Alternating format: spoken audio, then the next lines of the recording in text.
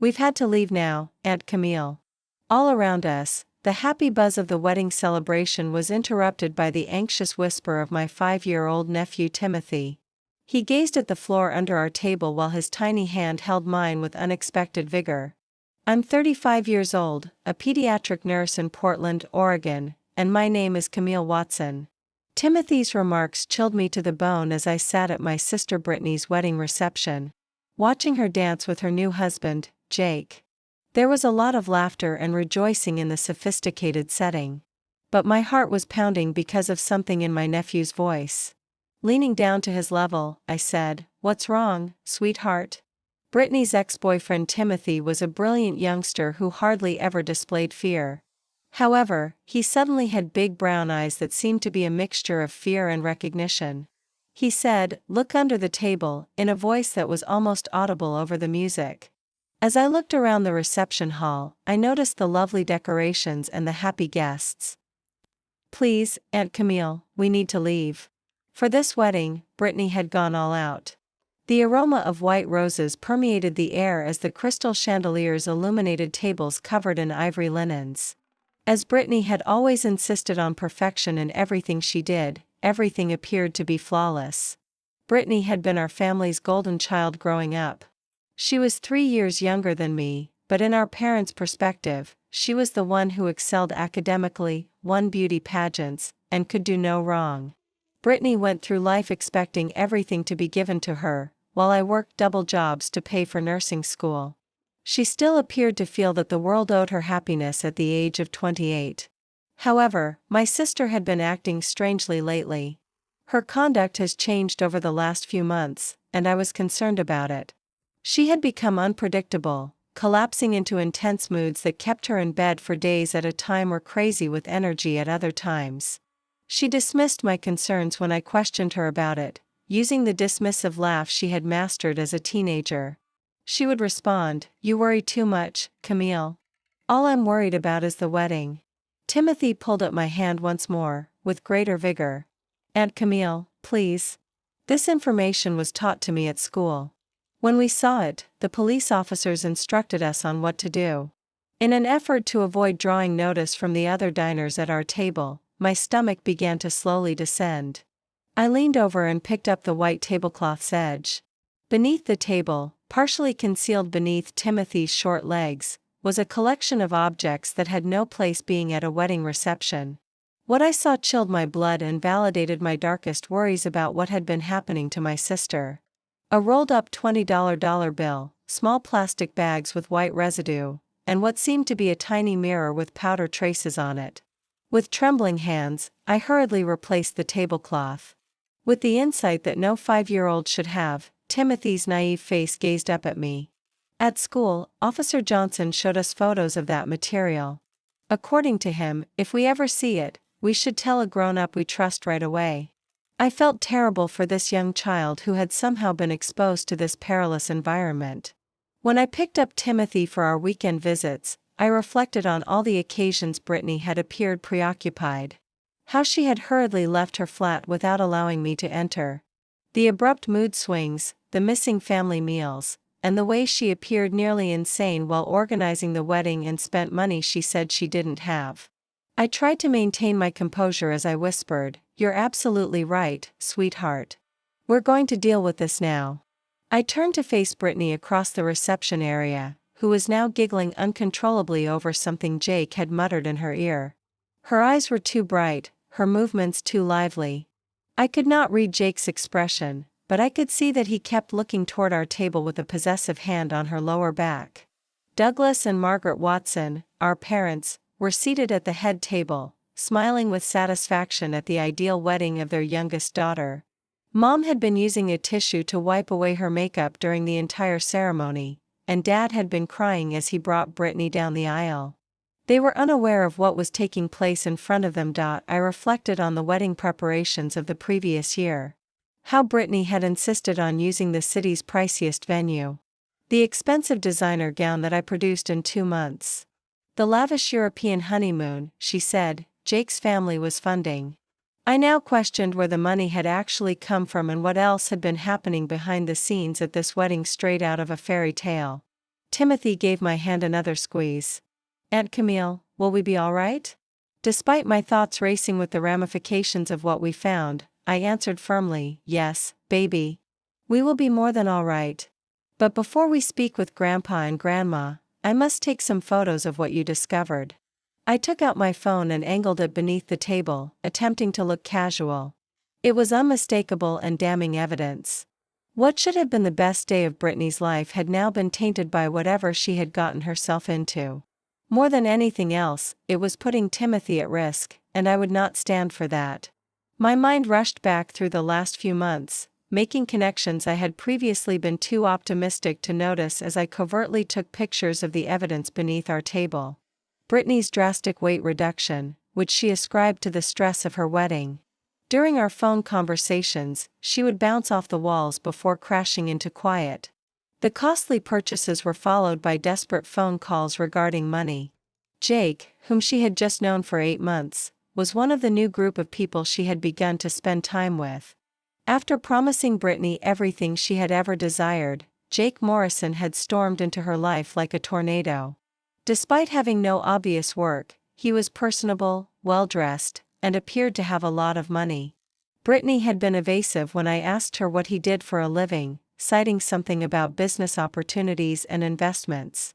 Red flags had been raised, but I had kept my worries to myself since Brittany was so overjoyed and certain that she had found her prince charming. I now understood that I had been wrong to remain silent as I looked at the drug paraphernalia strewn beneath the table where my 5-year-old nephew had been sitting. Brittany's decisions were no longer the only factor in this. This concerned the safety of a youngster and the transformation of a family holiday into something unlawful and hazardous. Aunt Camille, said Timothy in a low voice. He gestured to a tiny clutch pocketbook that had been sloppily left close to the bottom of a nearby chair and said, "There's more over there, too." I could see additional tiny plastic bags through its half-open zipper. The enormity of what was unfolding made my stomach turn. This individual wasn't only someone who had drugged a wedding. It appeared that there was active distribution or dealing taking place during the reception.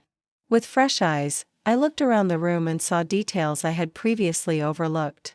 A number of Jake's pals have been using the restroom a lot and lingering for a lot longer than normal. I had initially assumed that a lot of whispering and covert handshaking was due to people exchanging contact details and congrats. I saw it differently now. With its exquisite decor and upbeat vibe, the lovely wedding celebration was being used as a front for illicit drug use. In addition to developing a drug problem, my sister, the perfect child, seemed to be permitting her wedding to be used as a distribution site. I reflected on our early years and how Brittany had always gotten away with everything while I was held to unachievable expectations. I couldn't help but notice the irony that she was still able to conceal her damaging conduct beneath a facade of perfection at a time when she most needed accountability. However, things were different this time. Everything changed when a child was involved this time. Keeping Timothy at my side, I carefully got to my feet and made my choice. The golden child's time of living without consequences was coming to an end. I stated softly as I assisted Timothy in getting out of his chair, "I need you to accompany me to locate Grandpa and Grandma. Additionally, I would like you to be by my side the entire time." As we crossed the reception hall, he nodded seriously and held my small hand tightly. I made an effort to move normally, waving and grinning at family members and friends, but I was certain that everyone could hear my heart thumping so loudly. I looked at Dad and motioned him to move aside as we got closer to the head table. After 30 years as a high school principal, Douglas Watson still exuded the authority necessary to dominate a room full of teens. I added, "Dad, I need to speak with you and Mom privately," in a low but urgent voice. If anyone could handle this situation with the gravity it deserved, it was him. The word safety was like a magic key. "It's about Timothy's safety." Dad got up right away. His face changed from one of joy to one of worry. Mom trailed after, looking anxious as she smoothed down her purple mother of the bride gown. As we made our way to a more peaceful section of the venue next to the coat check area, Mom said, "What's going on, honey?" Timothy was crushed against my side, and I glanced down at him. "Timothy, Can you tell Grandpa and Grandma what you told me about what you found under our table? Timothy's eyes were fixed solemnly on his grandparents. We were sitting at a table with drugs underneath it. To help us know what to search for, Officer Johnson at the school showed us images. According to him, narcotics are harmful, and if we see them, we should always notify an adult we can trust. Dad's face turned white. Mom put her hand to her mouth. Surely you don't believe I took any photos, Camille. I pulled out my phone and interrupted. Look at this, Dad. I took pictures of the drug paraphernalia beneath the table and displayed them. Dad's main instincts kicked in, and his jaw stiffened as he glanced through the pictures. Mom appeared to be ill.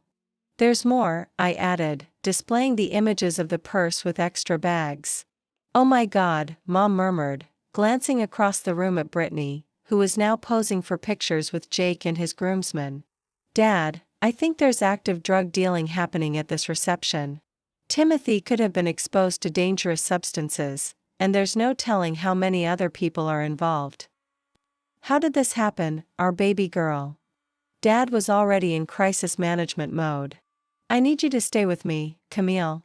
We're going to confront Brittany now before this gets any worse. Wait, I said, taking his arm. Dad, if we confront her in front of everyone, we might be endangering ourselves and the other guests. We need to get Timothy out of here immediately, he said. Margaret, take him to the car. Dad grimly agreed, you're right, but we can't just let this continue.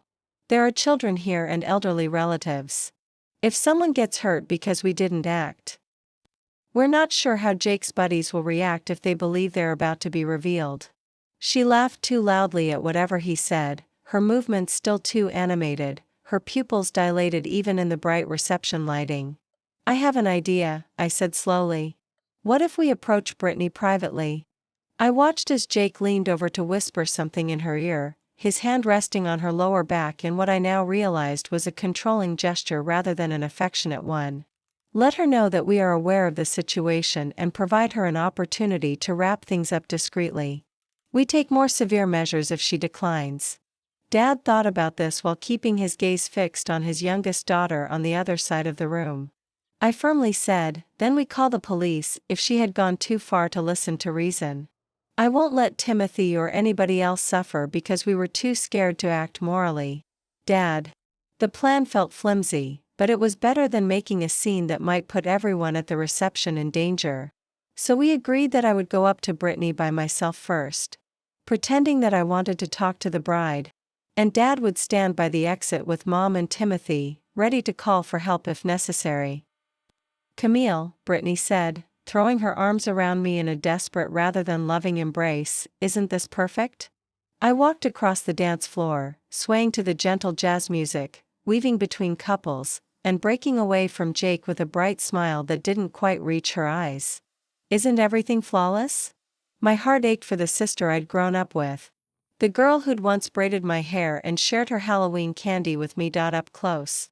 I could see the telltale signs I'd been missing, the slight tremor in her hands, the way she kept touching her nose, and the rapid-fire speech pattern that I'd attributed to bridal excitement.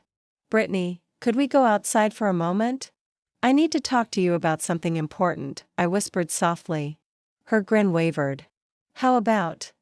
You know, I'm a little preoccupied being the bride at the moment. Before I could reply, Jake was by her side, his arm slipping possessively around her waist. Is everything all right here, ladies? His tone made me shiver. The endearing exterior remained, but beneath it, I felt something more sinister and cunning. This wasn't just a drug user. This was a person who dominated and manipulated other people. I looked him in the eye and stated calmly, I just wanted to congratulate Brittany on her beautiful wedding and maybe talk about some family matters. Jake added with ease, family things can wait till after the honeymoon. Tonight is for celebration, huh, sweetie?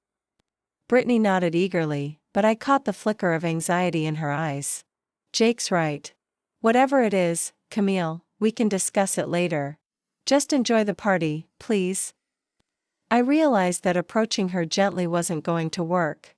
Brittany was too far under Jake's influence, too deep in whatever world they'd created together.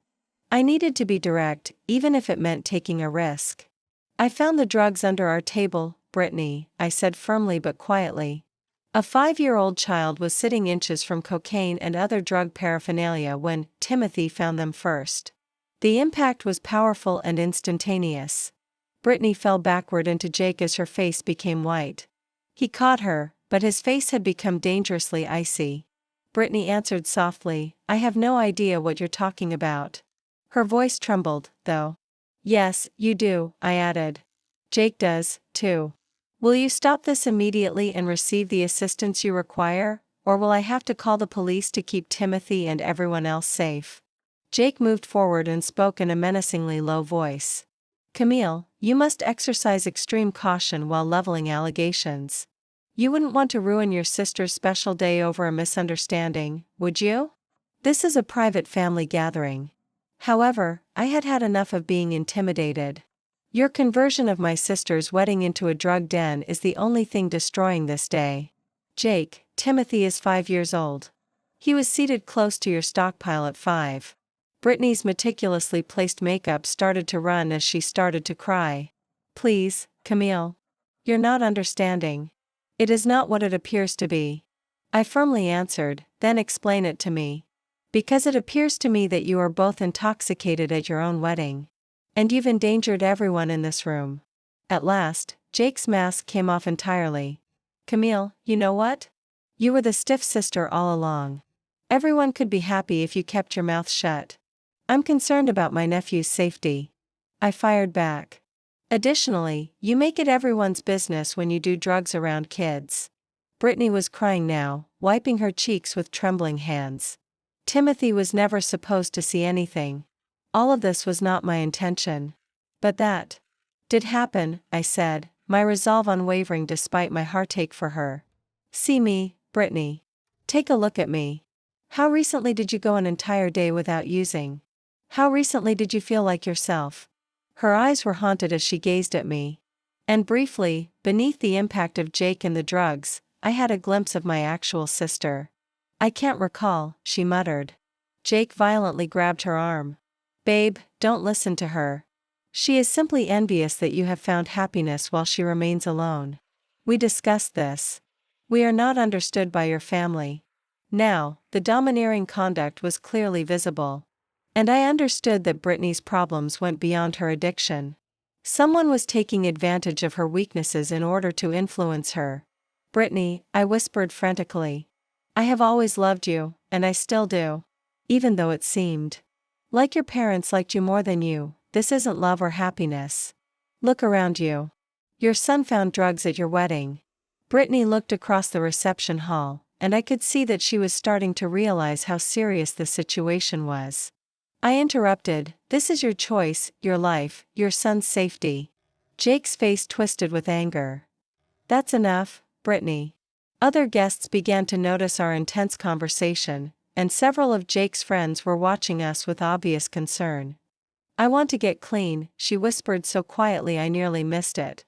I've wanted to stop for months, but Jake says Jake doesn't get a vote in your recovery.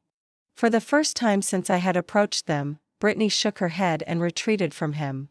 No, I can't keep doing this. Camille's right.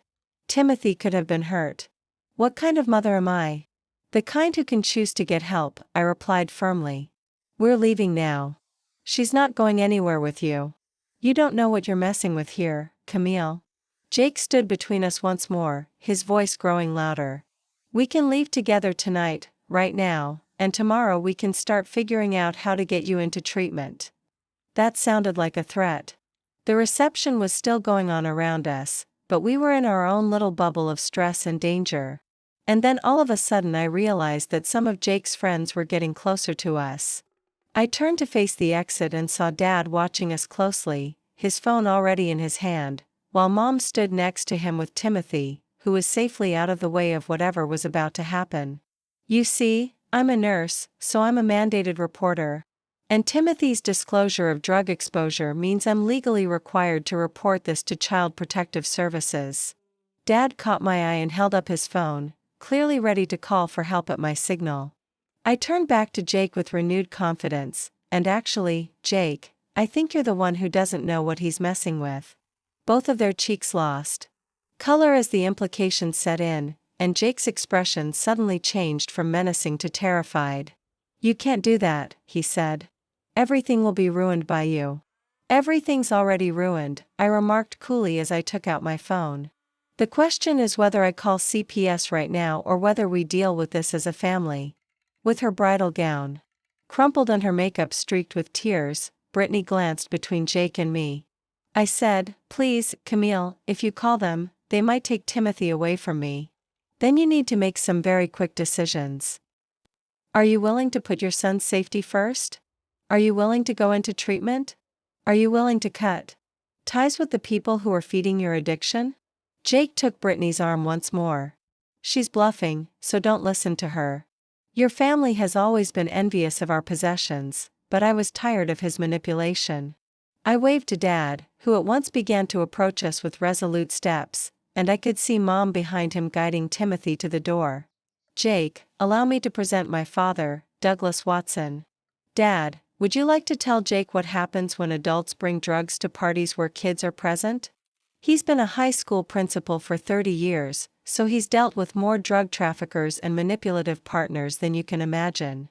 In the state of Oregon, endangering the welfare of a child in the presence of controlled substances is a felony. Contributing to the delinquency of a minor carries additional penalties, and if any of these substances were distributed at this event, we're looking at trafficking charges." Dad's principal voice reverberated loudly throughout the reception area. "They're all leaving," Brittany said, looking at the empty space where Jake's support system had been moments before, but Jake's friends, who had been creeping closer, suddenly found other places to be, and several of them were going for the exits, obviously not wanting to be around when things got serious. Brittany glanced around the reception hall, taking in the lovely decorations, the deserted dance floor, and the guests who were starting to point and whisper. "They're just leaving because they never cared about you," I said gently, "but your family is still here. Timothy needs you to choose him." Reality was slowly piercing the fog of drugs and deceit during her fairy tale wedding, which had turned into a nightmare. "I choose Timothy," she said in a whisper, then louder, "I choose my son." "You're making the biggest mistake of your life. Do you think your family will support you through rehab?" Jake's face twisted in anger. "I'm the only one who truly knows you, Brittany, and I'm the only one who really accepts you for who you are." "The way I am is sick," Brittany said, her voice getting louder, "and you made me sicker, because you made me believe that using drugs was normal, that I needed them to be happy. Look where it got me, though." When my 5-year-old son discovered cocaine at my wedding, Dad came forward and commanded attention. "Jake, I think it's time for you and your friends to leave. The reception is over." "You can't kick me out of my own wedding," Dad said, his bravado cracking. "Watch me," Jake growled. Security. After being subtly warned during our chat, the venue's security crew came from all sides. Jake glanced around frantically, understanding that he had lost all control of the situation. He told Brittany, "This isn't over," adding that she will return to him in a week. "You always do." But thanks to Dad's firm presence and my unrelenting gaze, Brittany straightened up. "No, Jake. This is over. Everything is over." The golden child had finally fallen, but she was prepared to climb back up with assistance, and Brittany sobbed in Dad's arms as security escorted Jake and his remaining pals out of the arena, feeling both relief and despair. After hotel security recovered the remaining drugs and contacted Portland police, Jake Morrison and his colleagues were immediately placed under arrest for several crimes, including possession, distribution, and endangerment of children. Although his illegal actions during the wedding rendered his marriage to Brittany legally void, his drug-dealing network fell apart when other colleagues were also taken into custody, and he was sentenced to a prison term that would prevent him from seeing my sister for years. Within days of her disastrous wedding, Brittany enrolled in a court-mandated rehabilitation facility, temporarily losing custody of Timothy but earning the opportunity to start over with the right help and guidance.